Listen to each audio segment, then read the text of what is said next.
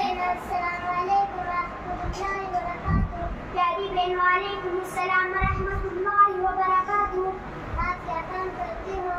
میرا نام نفیہ ہے. میں مدرسہ اسلامیہ عربیہ دار العلم میں علم حاصل کرتی ہوں.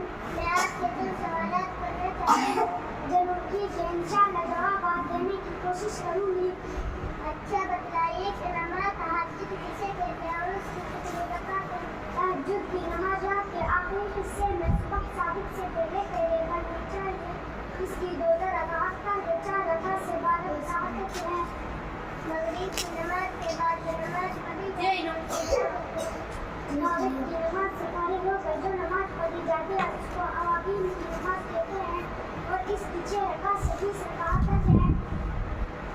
کلمہ شہادت کیا ہے اور اس کے کیا معنی ہیں؟ کلمہ شہادت یہ ہے اشہد ان لا الہ الا اللہ واشہد ان محمدا عبدہ ورسولہ.